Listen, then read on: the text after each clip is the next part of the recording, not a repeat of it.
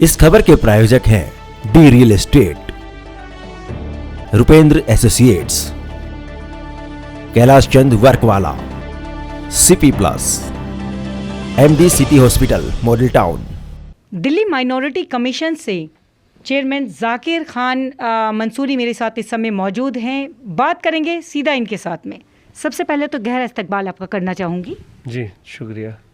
अच्छा सर, जिस तरह से आपने अभी ये नियुक्ति की है, इट्स मीन आप इस में आप माइनॉरिटी के चेयरमैन हैं, इसके लिए माइनॉरिटी के लिए यानी अल्पसंख्यक के लिए आप क्या कर रहे हैं?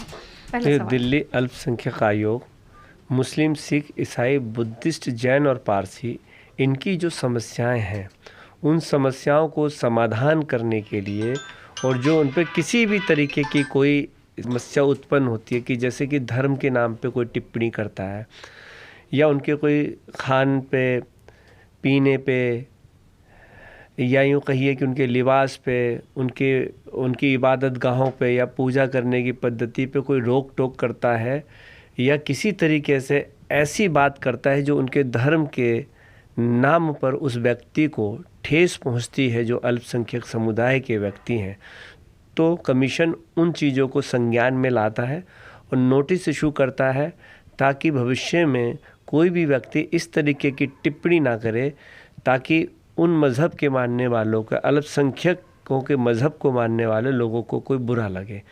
तो अगर किसी तरीके से कोई आपस में पड़ोसी है, वो आपस में लड़ाई झगड़ा करते हैं धर्म के नाम पे, वो हमारे संज्ञान में आता है, तो हम कोशिश करते हैं कि जो हमारी सद्भावना समिति है उसके माध्यम से वहाँ एक भाईचारा कायम रखें। या कहीं अनजस्टिफाई होती है तो उस महकमे में सुनवाई ना तो हम जो भी संबंधित अधिकारी है उनको नोटिस इशू करके उस समस्या से अवगत कराते हैं ताकि उसको इंसाफ मिल सके। इसके अलावा जो दिल्ली सरकार द्वारा जो योजनाएं चलाई जा रही हैं, उन योजनाओं का लाभ जनता तक पहुंच रहा है या नहीं पहुंच रहा है, अल्पसंख्यकों तक पहुंच रहा है या नहीं पहुंच रहा, उस चीज़ पे हम काम करते हैं। जो हमने एडवाइज़री कमेटी बनाई है, मुस्लिम, सिख, बुद्धिस्ट, जैन और पारसी, इन एडवाइज़री कमेटी के मेंबर अपने अपने जो एडवाइज़री होते हैं उस धर्म के हिसाब से अपने अपने धर्म में काम करते हैं। और उनके अंदर कोई भी समस्या उत्पन्न होती है तो वो कमीशन से अवगत कराते हैं और कमीशन जो है उसका समाधान निकालता है। कुछ ऐसी समस्या हैं जो कमीशन अपने स्तर पे नहीं उसको समाधान कर पाता है, तो हम संबंधित जो हमारे मंत्री हैं उनसे विचार विमर्श करके उन समस्याओं से अवगत कराते हैं ताकि सरकार के माध्यम से उन समस्याओं का समाधान हो। जैसे कि अभी पिछले दिनों में शास्त्री पार्क में एक डिस्पेंसरी बन रही है, उस डिस्पेंसरी का काम रुका हुआ था पैसे के कारण। तो माननीय मुख्यमंत्री श्री अरविंद केजरीवाल जी से हमने बात करी तो हमें 3 करोड़ रुपए का एक्स्ट्रा फंड चाहिए था। तो माननीय मुख्यमंत्री जी, स्वास्थ्य मंत्री जी ने उसमें अपने संज्ञान में लिया और उसको 3 करोड़ रुपए का एक्स्ट्रा फंड देके उसको काम को चालू कराया, जो शास्त्री पार्क में डिस्पेंसरी अभी बन रही। इस तरीके की समस्या सरकार के माध्यम से और कमीशन के माध्यम से आपसी सहयोग से हम समाधान करते हैं। यदि सुबह से शाम तक की बात की जाए तो अभी भी मैं देख पा रही हूँ कि समय काफ़ी हो चुका है और आप अपनी सीट पर इस समय भी उपलब्ध हैं। लगभग 5 बजे से ज़्यादा 6 बजे के लगभग समय हो चुका है। देख पा रही हूँ काफ़ी लोग हैं जो कि समस्याओं को लेकर आ रहे हैं, आप उनको पूरी तरह से सुलझा भी पा रहे हैं। अमूमन इतना समय नहीं कोई देता है सरकारी अधिकारी की यदि बात की जाए, तो काफ़ी अच्छा लगा हमारे चैनल और हमें देखकर इस प्रकार से। दूसरा कि नए साल का तीसरा दिन है, स्ट्रैटेजी क्या है आपकी काम को लेकर आगे? देखिए, अभी नए साल का जिक्र किया तो अभी मुझे बड़े ही अफसोस के साथ कहना पड़ता है कि बुल्ली बाई के नाम से अभी एक ऐप लॉन्च हुआ था। उस ऐप के अंदर जो 100 प्रतिभाशाली जो मुस्लिम महिलाएं हैं उनकी फ़ोटो लगाकर उनको बदनाम करने की कोशिश की गई और उस पर टिप्पणी करी गई। और ये मैं कहूँगा कि हिंदुस्तान के अंदर इस तरीके से किसी भी धर्म की बहू बेटियाँ हों उस पर इस तरीके से छीटाकशी करना ये जायज़ नहीं है।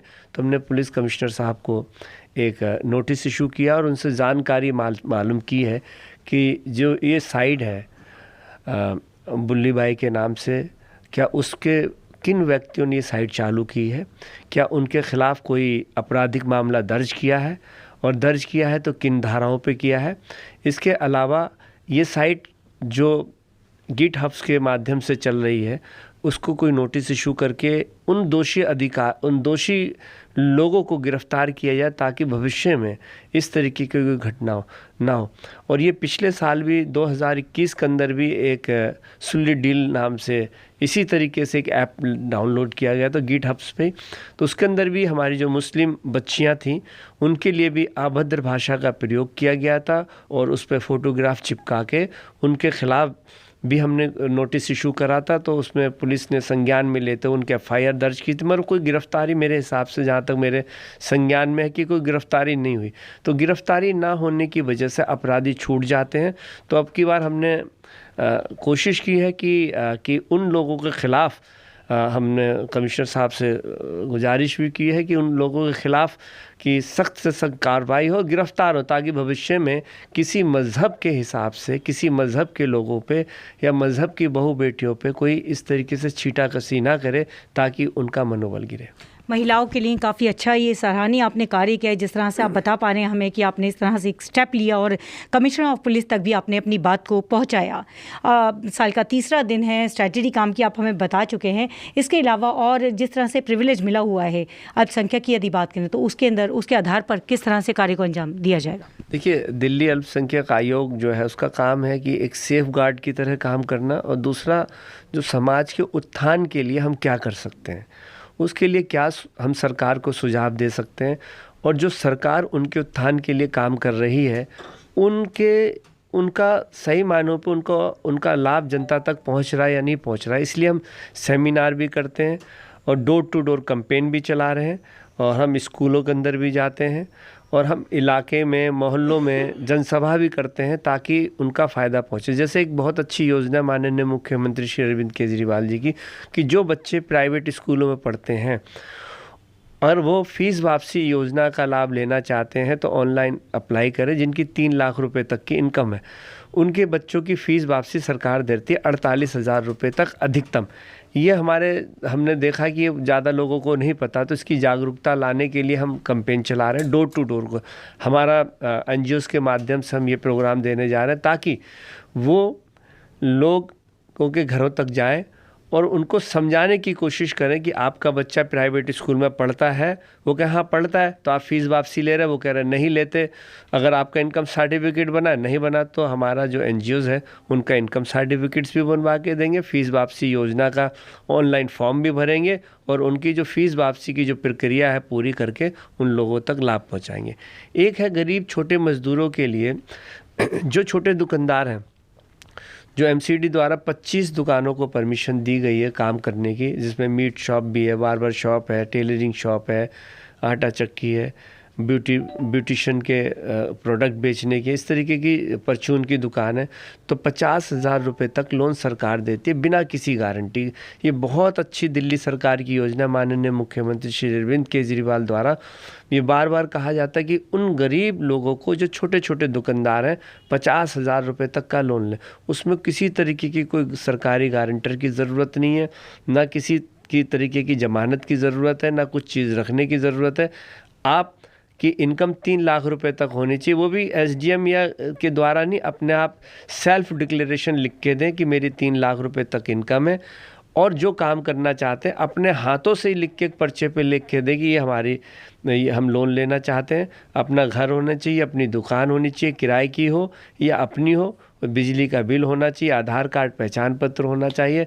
ये फॉर्म हम घर घर जाके भर रहे हैं और अपने सारे वॉलंटियरों को हमने फॉर्म दे दिए हैं, और मेरे हिसाब से 15 जनवरी के बाद से लोगों के बीच में हमारी वॉलंटियर की टीम जाएगी और लोगों से, छोटे दुकानदारों से बात करेगी और लोन के फॉर्म भी देगी, भरेगी भी और उनको लोन भी दिलाएगी।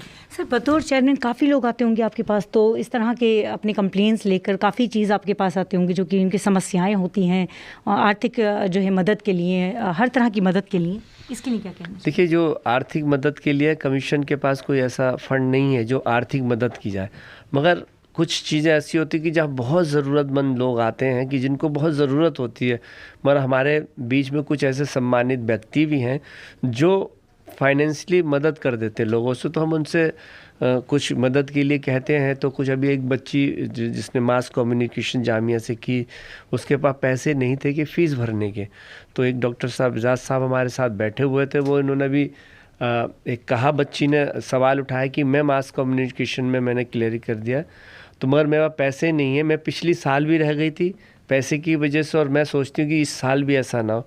तो हमारे जो साथी बैठे तो उन्होंने जिम्मेदारी ली और उस बच्ची की फ़ीस भरने के लिए। तो इस तरीके के हमारे समाज में लोग हैं। और इसके अलावा दिल्ली सरकार स्कॉलरशिप भी देती है।